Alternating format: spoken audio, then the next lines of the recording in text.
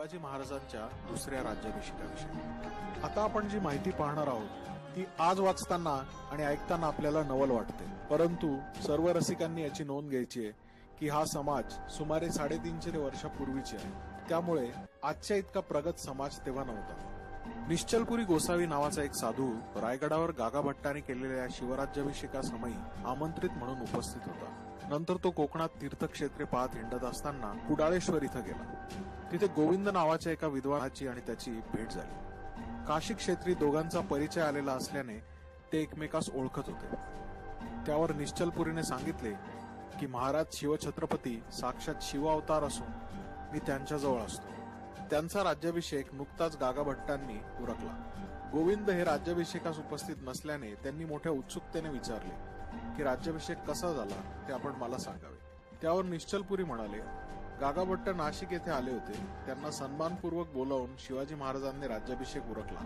शिवाजी राजांना ज्या दिवशी गायत्री मंत्रोपदेश झाला त्याच्या आदल्या दिवशी उल्कापात होऊ लागला आणि तो उल्कापात मी म्हणजे निश्चलपुरी गोसावींनी हनुमत मंत्राच्या योगे थांबवला। राज्याभिषेकाच्या दरम्यान सुवर्ण तुलेनंतर मोठा अपघात होऊन एक लाकूड पडले। ते लाकूड गागा भट्टांच्या नाकाला लागले। राजपुरोहित बाळम भट्टांच्या मस्तकावरही लाकडी स्तंभावरील एक कमळ गळून पडले आणि स्थानिक देवतांचे पूजन आणि बलिदान न केल्यामुळे या गोष्टी घडल्या असं निश्चलपुरी आपल्या ग्रंथात सांगतो। या ग्रंथाचे नाव आहे श्री शिवराज्याभिषेक कल्पतरू। शिवराज्याभिषेक कल्पतरू हा एक संस्कृत पद्यात्मक ग्रंथ आहे।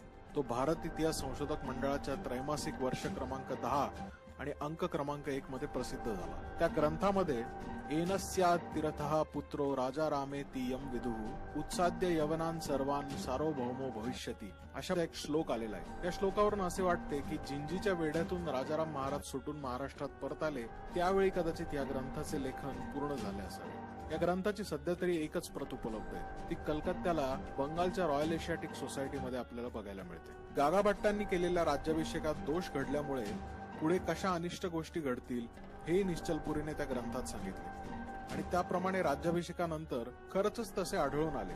राज्याभिषेकानंतर राजमाता जिजाबाई साहेब मरण पावल्या। प्रतापगडावरील घोड्यांची एक पागा जळाली। हे ठोकताळे आल्यानंतर शिवाजी महाराजांनी तांत्रिक म्हणजे पुराणोक्त पद्धतीने राज्याभिषेक करण्याचे मान्य केले आणि जपास काही साधू लोक बसवले। निश्चलपुरीने शिवाजी महाराजांना सांगितले की 15व्या दिवशी शत्रू हस्तगत होईल। या सांगण्याचा प्रत्यय शिवाजी महाराजांना आला आणि म्हणून त्यांनी निश्चलपुरी गोसावींकडून राज्याभिषेक करून घेण्याचे आणि त्यांचा मंत्रोपदेश स्वीकारण्याचे निश्चित केले। इसवी सन 1674 मध्ये 24 सप्टेंबर रोजी म्हणजे ललिता पंचमीच्या दिवशी हा दुसरा राज्याभिषेक करण्यात आला। सिंहासनाचे सिंह, सिंहासन, महाद्वार अशा अनेक स्थानिक देवतांना बलिदाने दिल्याची हकीकत 6व्या शाखेत दिलेली आहे आणि शिवाजी महाराजांनी निश्चलपुरी गोसावींकडून मंत्रोपदेश घेतल्याचे 7व्या शाखेत लिहून आलेले आहे। 8व्या आणि शेवटच्या शाखेत राजसभा वर्णन आणि भविष्य कथन केले। एकूणच हा ग्रंथ मोठा चमत्कारिक आहे। या ग्रंथावरून शिवकालीन अनेक गोष्टी आपल्याला समजतात। 18 मार्च 1674 रोजी शिवाजी महाराजांची जी भार्या रायगडावर वारली तिचे नाव काशीबाई होते हे इथे आपल्याला प्रथमच समजतं। 30 मे 1674 रोजी शिवाजी महाराजांनी नवीन लग्न केले नसून पूर्वीच्याच स्त्रियांशी पुन्हा समंत्रक विवाह केला असं आपल्याला प्रथमच या ग्रंथातून कळतं। गागा भट्टांनी शिवाजी महाराजांना केलेला राज्याभिषेक हा वेदोक्त पद्धतीचा होता हे आपल्याला ह्या ग्रंथावरून कळतं। चिटणीस बखरीत गागा भट्टांना पैठणून बोलवून आणले असं एक विधान केलंय, त्याची दुरुस्ती सुद्धा या ग्रंथावरून होते। गागा भट्ट हे महाराष्ट्रात आलेले होते व त्यांना नाशिकहून बोलवण्यात आले हे या ग्रंथकर्त्याने नमूद केलेले आहे। तर एकंदर हा दुसरा राज्याभिषेक कसा झाला त्याची ही हकीकत। निश्चलपुरी गोसावींनी केलेला राज्याभिषेक हा तांत्रिक विधीने उरकला गेला। तांत्रिकाचा दिवस हा नेहमी संध्याकाळी सुरू होतो, ही गोष्ट इथे ध्यानी घेतली पाहिजे। एकंदरच श्री शिवराज्याभिषेक कल्पतरू या ग्रंथामध्ये काय माहिती आली आहे ती आपण जरा पाहूया। ग्रंथाच्या सुरुवातीला गणेशाला अभिवादन केलं, नंतर शंकर पार्वती यांचाही आदरपूर्वक उल्लेख केलेला आहे। गागा भट्टाच्या आगमनानंतर शिवभार्या काशीबाई हिचे निधन झाले आणि प्रतापराव गुजर नेसरीच्या लढाईत मारले गेले। प्रसन्न करण्यासाठी बरेच द्रव्य खर्च करून शिवाजी महाराज रायगडास परत आले। मग राज्याभिषेकाच्या अनुसंधानाने शिवाजी महाराजांनी गोदान आणि द्रव्यदान केले। त्यात त्यांचा हेतू असा होता की पूर्वी घडलेल्या ज्ञात किंवा अज्ञात पापांपासून आपली मुक्ती व्हावी।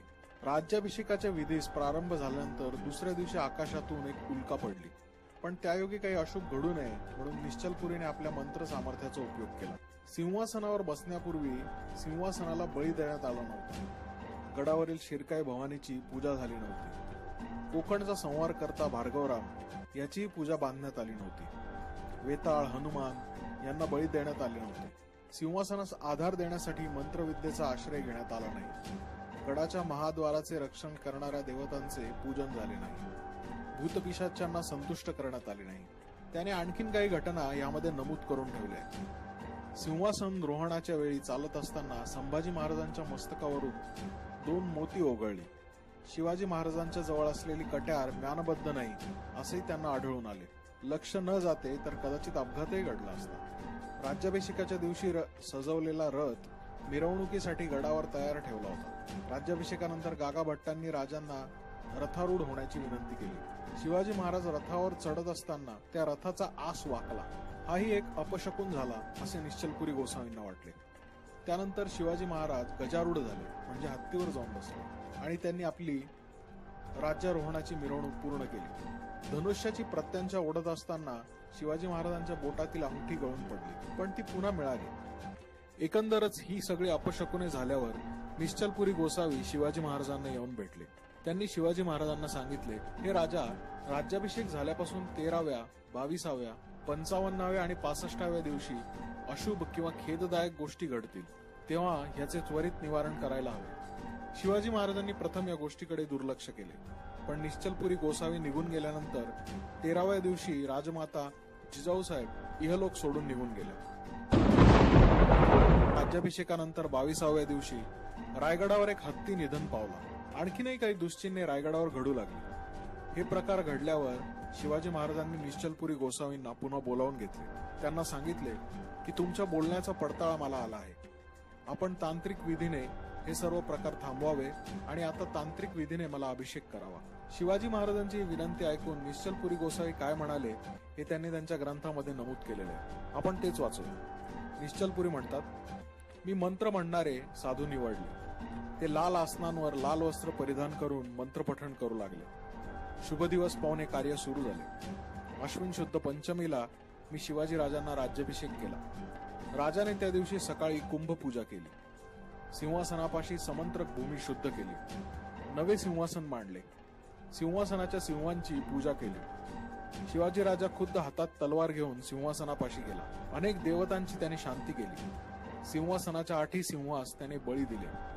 पूर्वेकडील सिंहास प्रथम बळी दिला. अग्नेकडील सिंहाला हरियक्ष हे नाव होते, त्यास बळी दिला. त्यानंतर दक्षिणेकडे पंचास्य, नैऋत्येकडील केसरी, पश्चिमेकडील मृगेंद्र, मग वायव्येकडील शार्दूल आणि उत्तरेकडील गजेंद्र तसेच ईशान्येकडील हरी या सर्व सिंहांना शिवाजी राजांनी बळी दिले. या 8 सिंहांच्या पाठीवर राजांचे राज्याभिषेकाचे आसन होते. आसनावर निश्चलपुरी गोसावींनी यंत्र ठेवले असेही ते पुढे म्हणतात. एका रत्नखचित उच्च आसनावर निश्चलपुरी गोसावींनी रौप्याचे आसन ठेवले म्हणजे चांदीचे आसन ठेवले. त्यावर राजास बोलवून राज्याभिषेकाचे कार्य सुरू झाले. आसनाभोवती केलेल्या 8 कलशांवर चंद्रकिरणांच्या धारा ओघळत होत्या. त्या अष्टकलशात 5 पानांचे तुरे ठेवलेले होते. कलशांना लाल रेशमी वस्त्र गुंडाळलेली होती. पडदे लावून शोभा आणलेली होती. धूप दरवळत होता. दिवे तेवत होते. नंतर मस्तकावर अभिषेकाचे जलसिंचन होत होते. हे सर्व विधी होऊन राज्याभिषेक उरकला गेला. यावेळी सामवेदातील मंत्र गायन सुरू होते. एकंदरच असा झाला होता शिवाजी महाराजांचा दुसरा राज्याभिषेक. ही घटना आणि या नोंदी वाचताना आज कदाचित आपल्याला आश्चर्य वाटेल, परंतु हा इतिहास समकालीन साधनातच आला असल्यामुळे आपल्याला त्याचा अभ्यास करणे क्रमप्राप्त आहे. या दुसऱ्या राज्याभिषेकासंबंधी लिहिताना ज्येष्ठ इतिहासकार सरदेसाई लिहितात की जिजाबाई साहेबांचा पाचाड इथे राज्याभिषेकानंतर 12व्या दिवशी झालेला मृत्यू आणि घडलेले कित्येक प्रकार पाहून विरोधी पक्षाच्या समजुतीसाठी पुन्हा एक लहानसा राज्याभिषेक शिवाजी महाराजांनी निश्चलपुरी गोसावींकडून करवून घेतला. राजा प्रकृती रंजनात या सूत्राप्रमाणे दुसरा राज्याभिषेक उरकून घेण्यात शिवाजी महाराजांना विरोधक जर अनुकूल होणार होते तर मग त्यांनी मान्यता दिली, यात नवलती कसली. धन्यवाद.